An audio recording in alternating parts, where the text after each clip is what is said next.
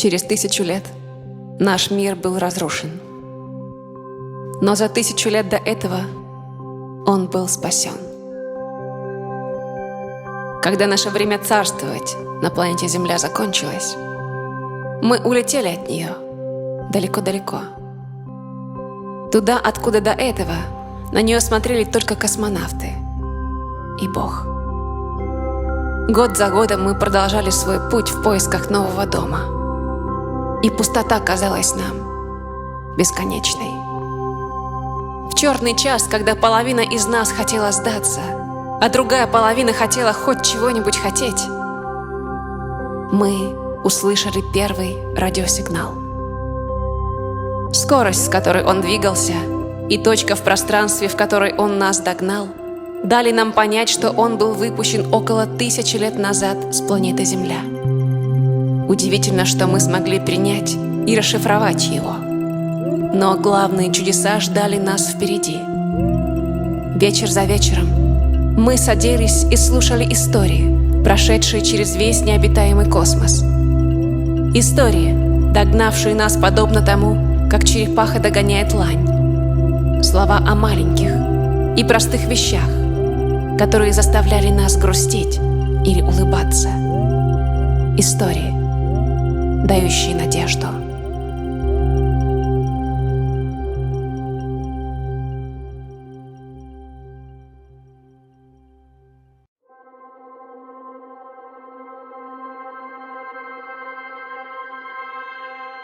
Уходит день,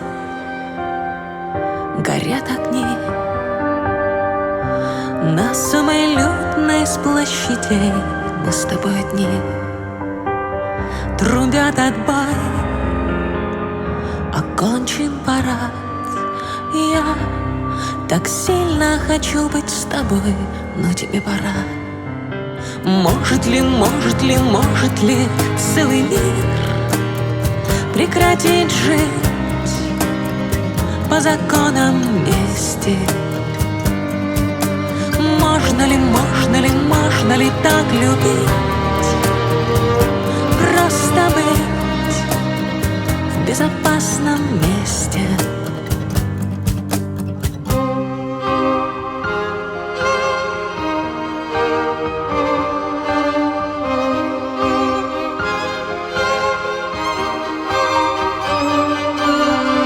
Зачем ты здесь?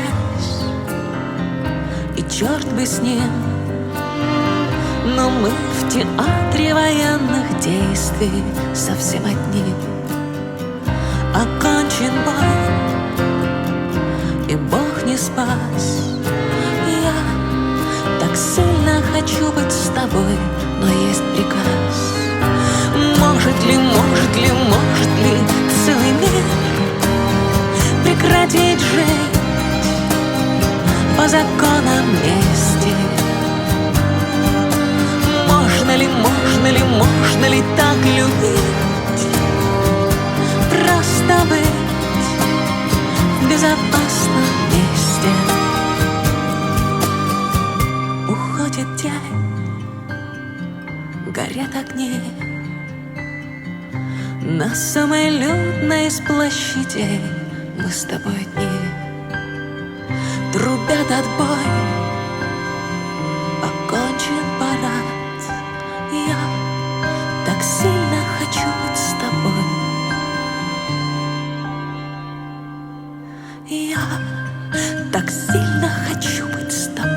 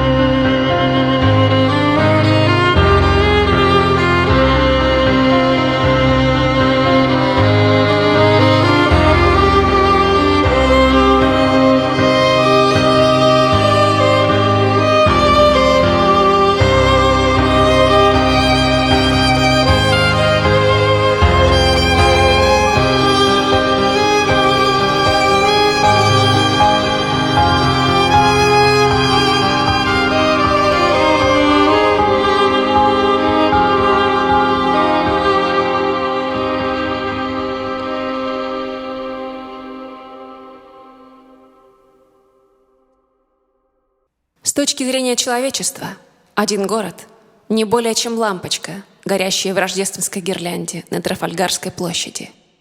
2 466 417. Ровно столько было городов на планете Земля. Если одна из 2 миллионов лампочек замигает и погаснет, кто заметит? Вы бы заметили?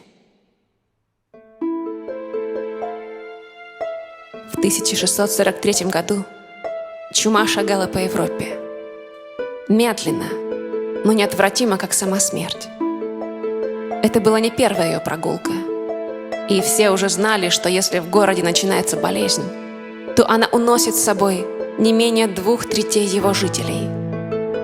Матери прижимали к себе детей. Старые солдаты молились. Трактирщики заколачивали ставни и двери. Простые люди высаживали у входа в дома шалфей и розмарин в надежде, что они защитят их от мора.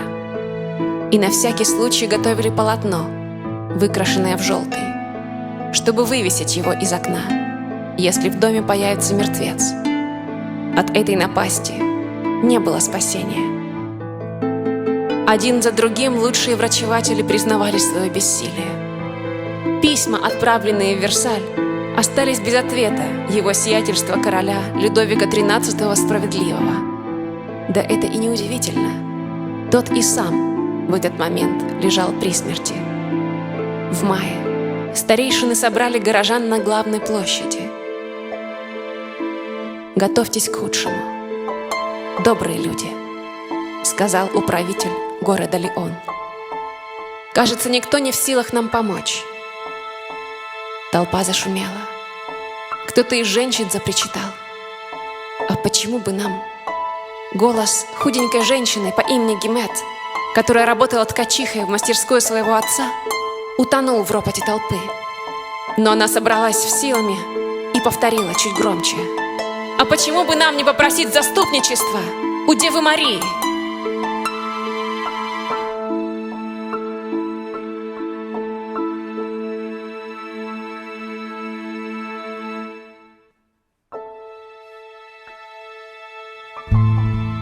Ее немедленно подняли на смех.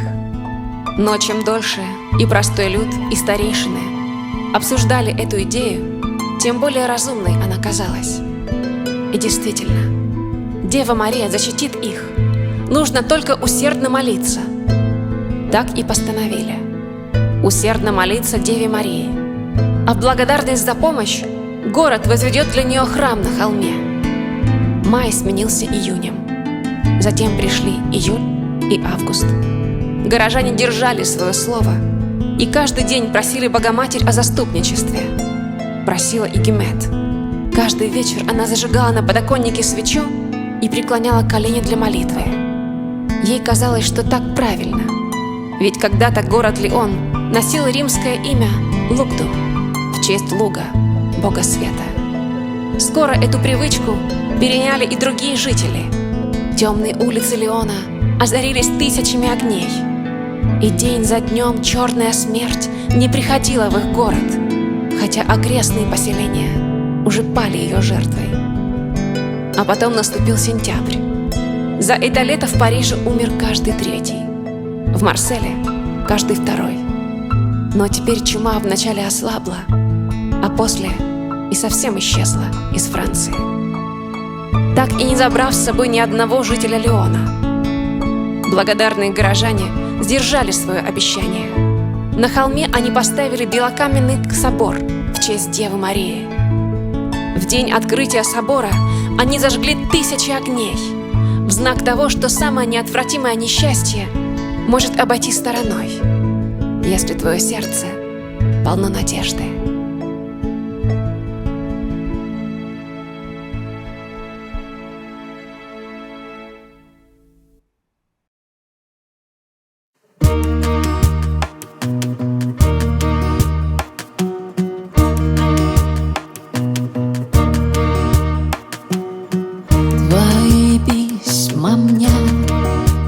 Обещали мор, принесли глад. Был один герой, вышел за забор, и попал в ад. Тот, кто не был с ним, угодил в плен 4 стен. Ни о чем не рассказывай больше совсем, мы устали от плохих новостей. А когда все закончится, мы уйдем по воде вдвоем. Я и тот, кому не хочется хоронить целый мир живьем.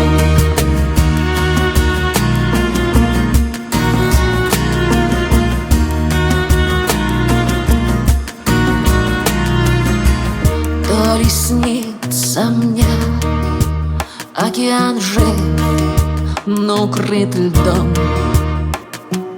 Вот возьми мел, очерти круг, защити дом. Если хочешь забрать нас, приди и возьми, подавай смерть в постель.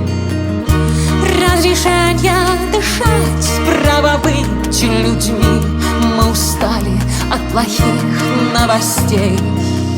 А когда все закончится, мы уйдем по воде вдвоем. Я и тот, кому не хочется хоронить целый мир живьем. А когда все закончится, мы уйдем по воде вдвоем.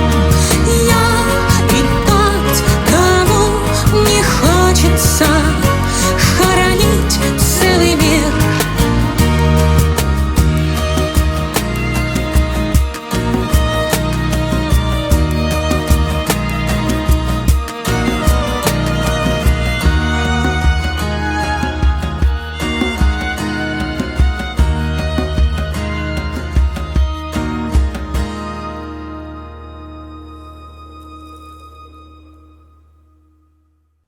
С точки зрения человека, один день не более чем красный лист, облетающий с осеннего клена.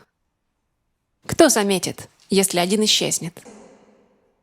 Вы бы заметили? Маэль жил в городе Сен-Мало в середине 17 века. Жил как все, не хорошо и не плохо. Потихоньку занимался своим ремеслом. Мы не скажем, каким. Скажем только, что в то время бретонский город Сен-Мало был западной столицей французских каперов. Ну, знаете, каперов, корсаров и приватиров, вольных торговцев и морских бродяг. И, боже упаси, назвать их просто пиратами. У нас так не принято. Маэль был женат на прекрасной женщине по имени Бренна. И прекрасно в ней было вообще все. И глаза, голубые и сияющие, как 2 ледника. И руки, крепкие, как ветви лиственницы, которые становятся тем прочнее, чем больше времени они проводят в воде. И плечи, на которые она без труда взваливала малохольного мужа, когда тот слишком увлекался кальвадосом. А происходило такое более чем иногда. В такие дни во всех отношениях прекрасная Бренна оставляла своего драгоценного супруга спать на собачьей лежанке на кухне. Женская мудрость подсказывала ей, что бранить того сейчас бесполезно. Поэтому бранить она начинала его уже с утра и могла заниматься этим целый день. И хорошо, если еще не поколачивала. В такие дни отважный корсар унывал, грустил и обещал больше так никогда не делать. И, конечно же, делал. И все снова повторялось. Бренна несла его домой и снова бранила на утро. Одним словом, это была настоящая любовь. Но иногда и она дает слабину. Однажды Мартовской ночью сосед, возвращаясь из трактира, сообщил Бренни, что Майля уже можно забирать. Тот уже не мог стоять без посторонней помощи. А в этот день тесто на сливовый пирог не поднялось, стирка не заладилась, да и погода была дрянь. Но вот Бренна и вспылила. Дескать, пусть он сам добирается домой. Не женское это дело пьяниц по улицам таскать. Маэль вышел из трактира, слегка пошатываясь. Погода действительно была дрянь. Ветер с океана, дождь, да еще и волны поднялись. А Сен-Мало, к слову, место с самыми высокими приливами в этой части света — 14 метров. А уж если поднимаются волны, то они натурально бьются о стены домов, находящихся на набережной.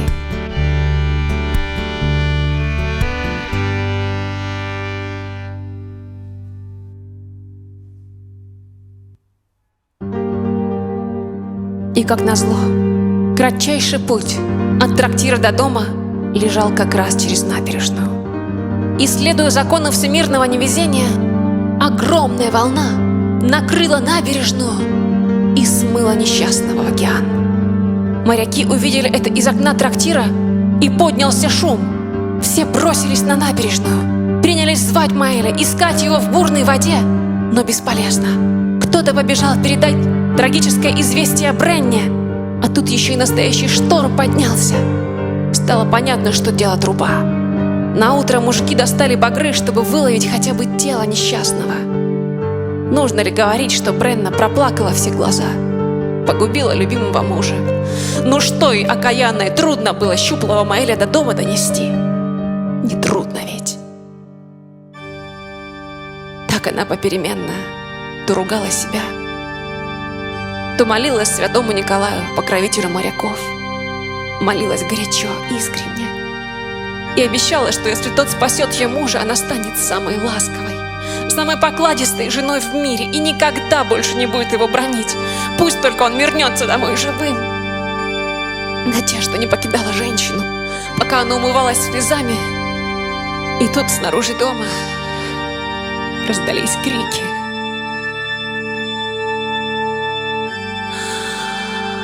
Нашли. Горько подумала Бренна, поднимаясь с колен и отряхивая передник. Сейчас сообщат, что нашли утопленника.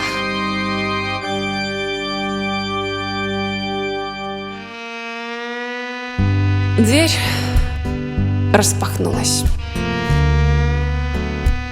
На пороге стоял Маэль.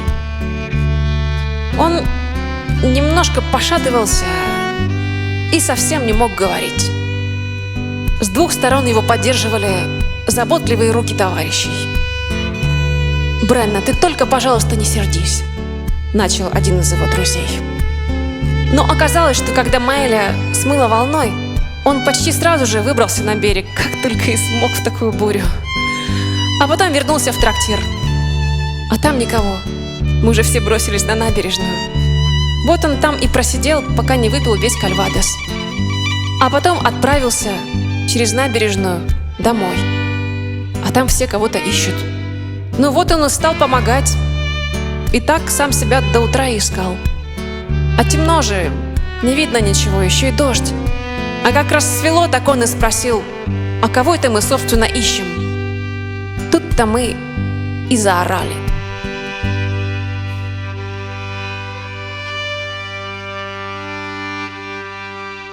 Бренна снова плакала. На этот раз от счастья.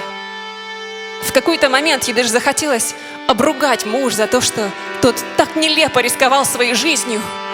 Но она вовремя посмотрела на светлый образ святого Николая и сдержалась, потому что уговор есть уговор.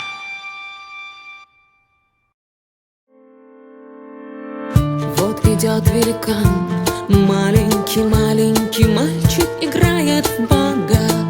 Под его сапогом хрустят города, грустят, о чем-то спешат. Если этот сапог заслоняет солнце и медленно движется вниз, море стариков крысы вывезли золото за границу. К черту деньги, погоду, новости. Я не знаю, что может тебя спасти. Что мы скажем ангелу, когда замрут часы? Мне нужна надежда и мотоцикл, твоя надежда и мотоцикл, одна надежда и мотоцикл, надежда и мотоцикл.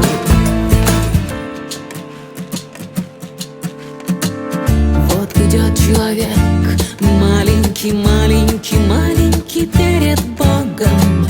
У него ничего, нечего петь, ждать, некуда идти. У него в рюкзаке долгая ночь и 7 волшебных богов.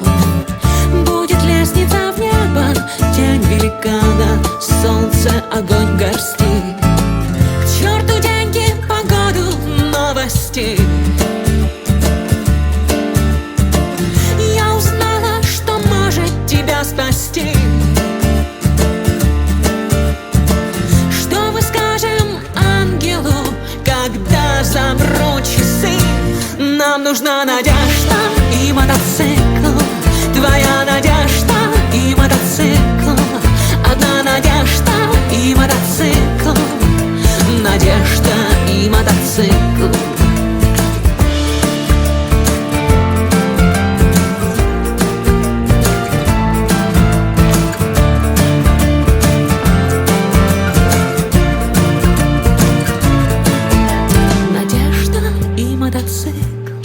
Твоя надежда и мотоцикл, одна надежда и мотоцикл, надежда и мотоцикл. Надежда и мотоцикл, твоя надежда и мотоцикл, одна надежда и мотоцикл, надежда и мотоцикл.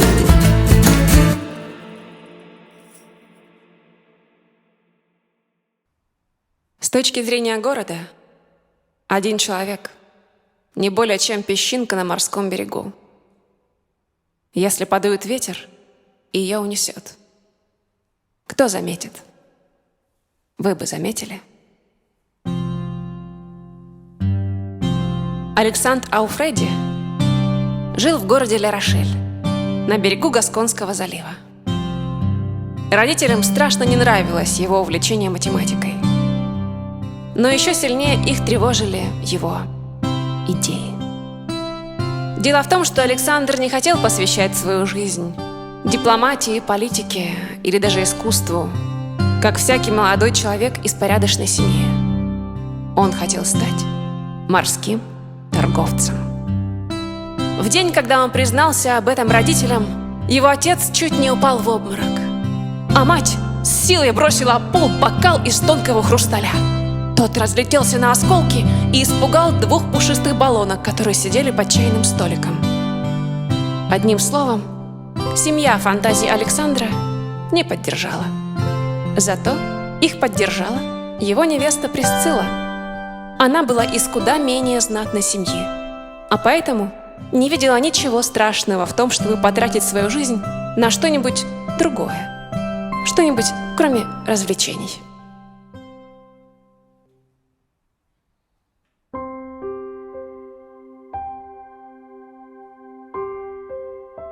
Александр рассказывал ей о далеких странах, о которых, впрочем, и сам знал только из книг.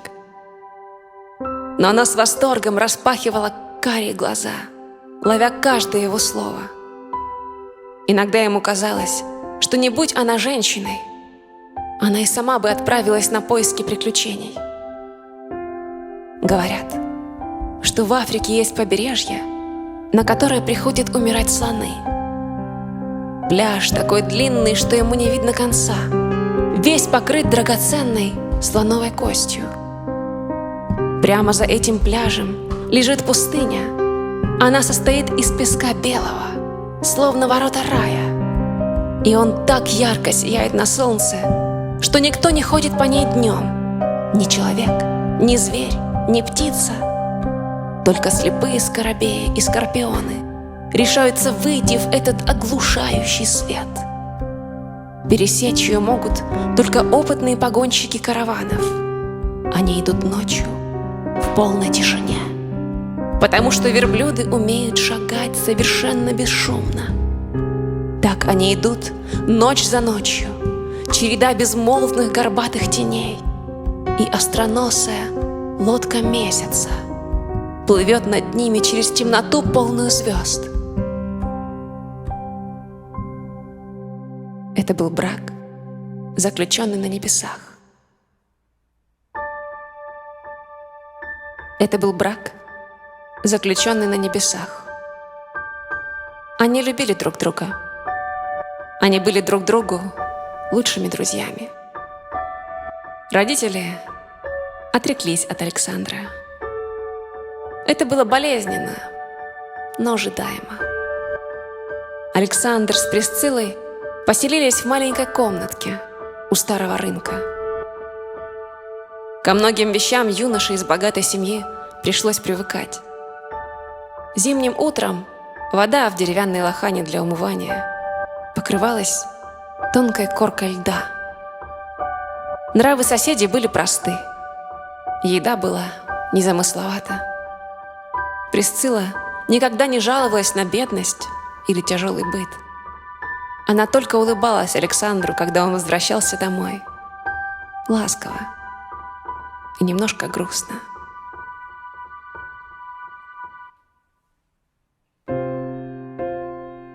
На все деньги, которые остались в наследство от деда, юноша купил судно.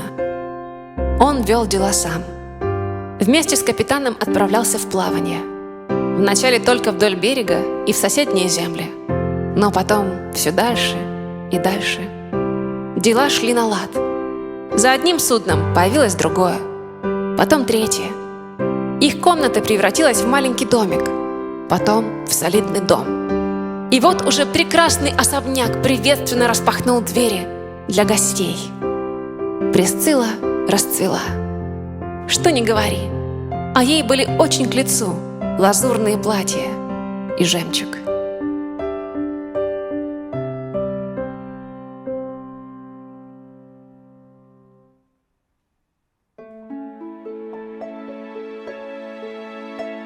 В портовых тавернах об Александре можно было услышать самые разные истории. Например, говорили, что он решился на весьма рискованное предприятие. Будто прямо сейчас все 7 его кораблей загружают вином и солью и готовят к отплытию в Африку. Будто бы где-то там за вино и соль можно выторговать специи и слоновую кость. 7 судов с полными трюмами вышли из Гасконского залива в середине весны. Александр смотрел с причала, как весь его флот уходит все дальше и дальше от берега, а потом ныряет за линию горизонта. В этот раз он не отправился с ними. Мысль оставить любимую жену на полгода казалась ему невыносимой. Они справятся без него. Они справятся и вернутся не позднее Рождества. За трудами и заботами незаметно прошли весна, осень и лето. И вот уже церковные хоры репетировали хоралы к рождественской мессе. Флот не вернулся. Ни в условленное время, ни через месяц, ни к Рождеству, ни к Богоявлению. Год прошел с тех пор, как Александр смотрел вслед уходящим судам. И уже было понятно, что они не вернутся никогда.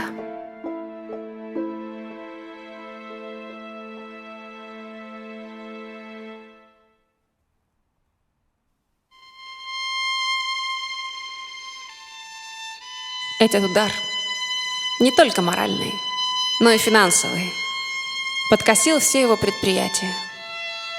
Постепенно особняк превратился в обычный дом, потом в маленький домик, потом в комнату у старого рынка.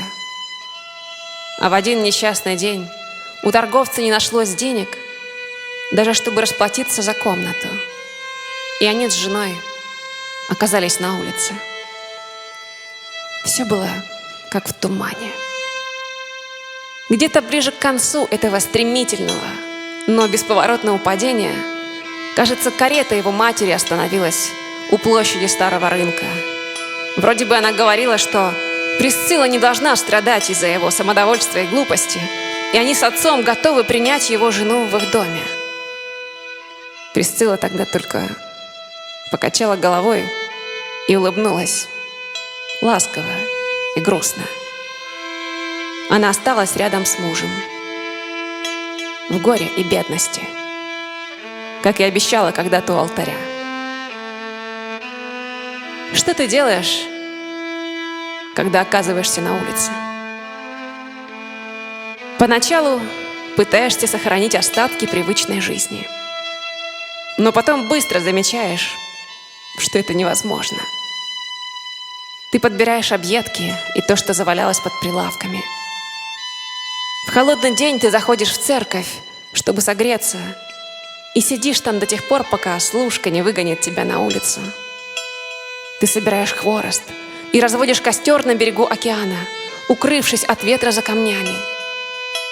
Ты опускаешь голову, когда встречаешь кого-то из прошлой жизни, потому что не хочешь, чтобы тебя узнали. Это стыдно. Но в этом нет никакой нужды. Людей вроде тебя порядочные горожане не замечают.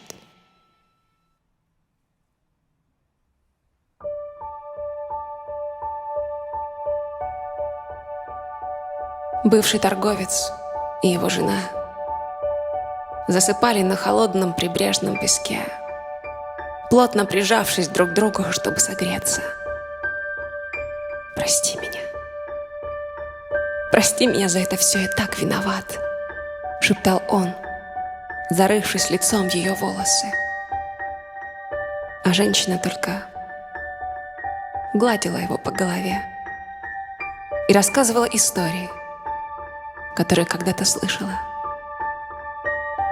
О береге, на который приходят умирать слоны. О пустыне с белоснежным песком. Она говорила ровно и ласково. И он не видел, как медленные, холодные звезды слезинок скатываются к ее вискам. Первые месяцы Александр и Присцилла пытались выжить самостоятельно. Но с приходом зимы все изменилось. В одно холодное утро они взяли узелок с пожитками и отправились в то место в городе, которое было известно как пристанище всех бедняков. Им почему-то казалось, что их, бывших богачей, оттуда прогонят. Но если смерть уравнивает всех перед Богом, то бедность уравнивает всех перед живыми. Нищие приняли бывшего торговца и его жену. Это была тяжелая жизнь, полная болезней и скорби. Но эти люди были другими. Они заботились друг о друге, ухаживали за больными, присматривали за детьми, помогали калекам и старикам.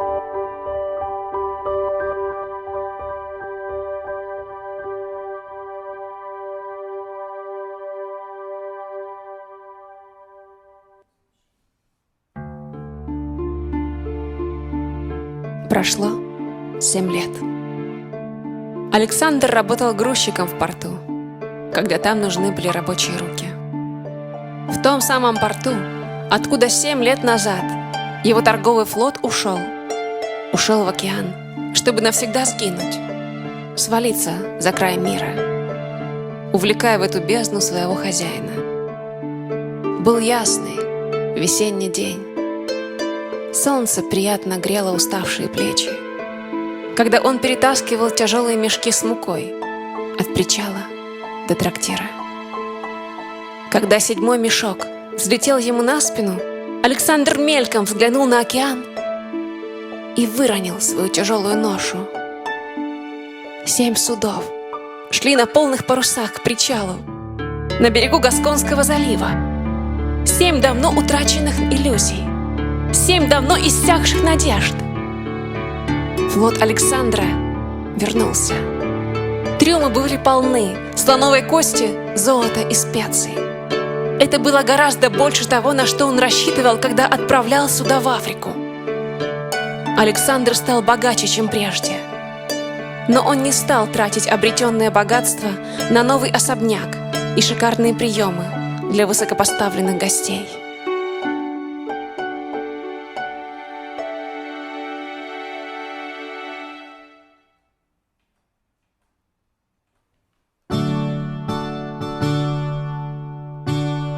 Они с Присциллой поселились в маленьком домике с огромными окнами, выходящими на океан. А еще Александр построил госпиталь, в котором лечили, кормили и принимали на ночлег бездомных людей.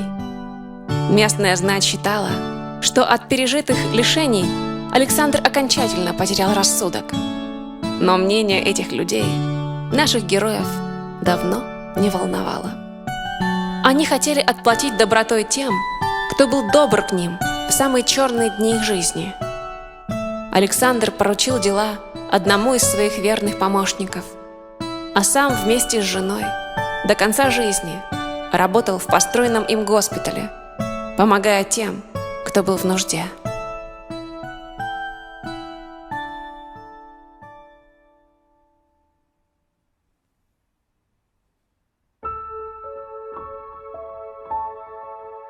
Они состарились вместе, в маленьком домике, стоящем на берегу.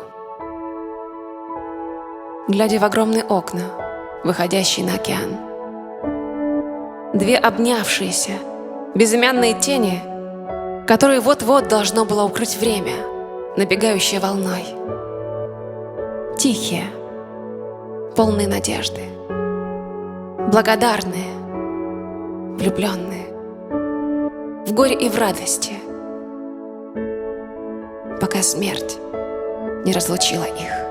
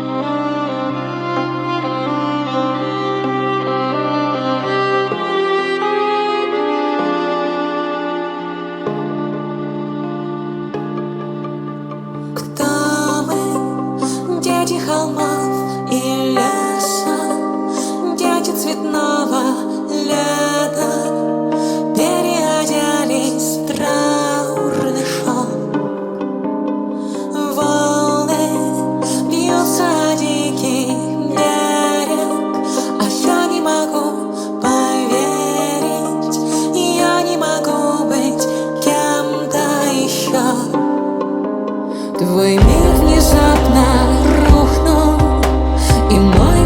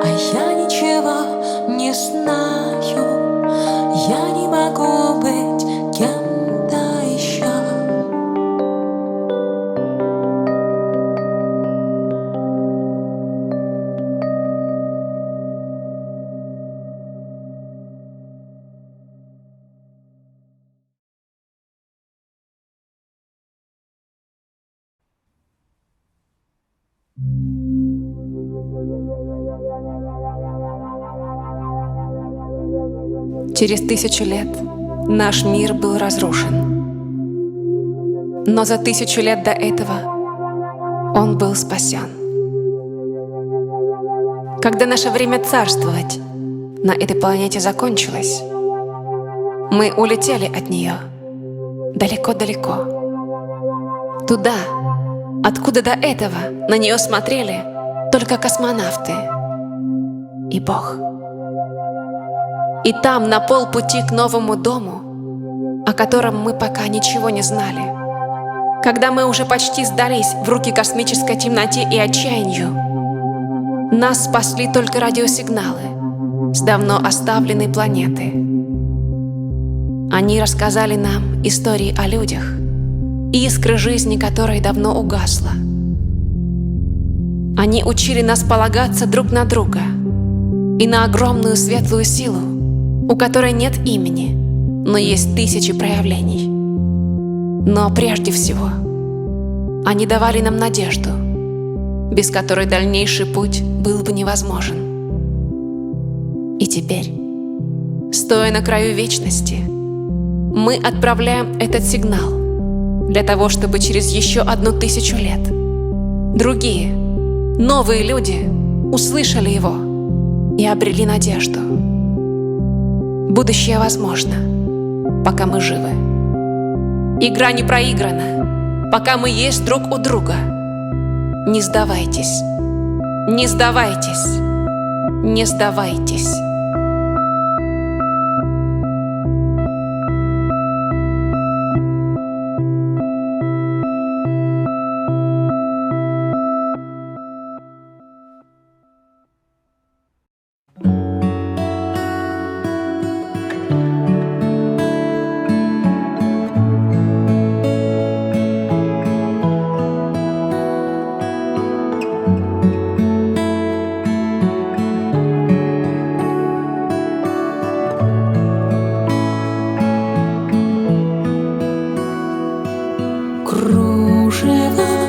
Черное кружево на всех знаменах, мой мир рушится.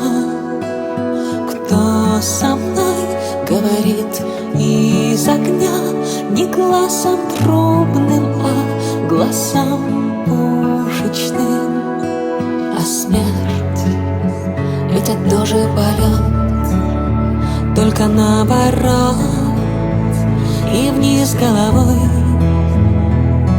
Печаль не перестает.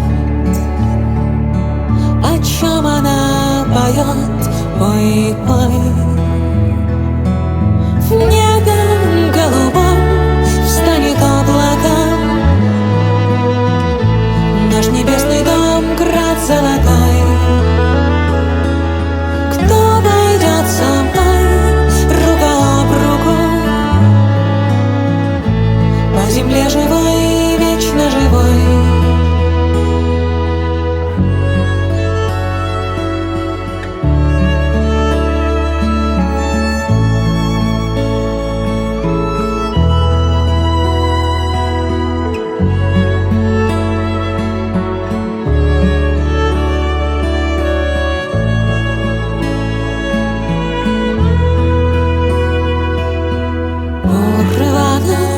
Черное кружево и все знамена, чего нужно вам.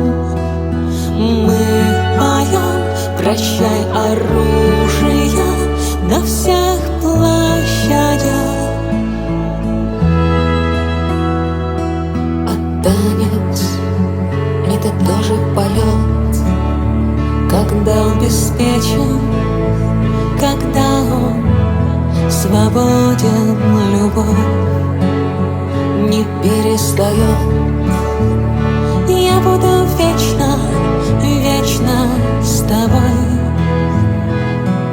В небе голубом встанет облако, наш небесный дом, град золотой. Кто пойдет со мной рука об руку, земле живой, вечно живой. В небе голубом встанет облаком наш небесный дом, град золотой. Кто пойдет со мной рука об руку по земле живой, вечно живой. По земле живой, вечно живой. По земле живой,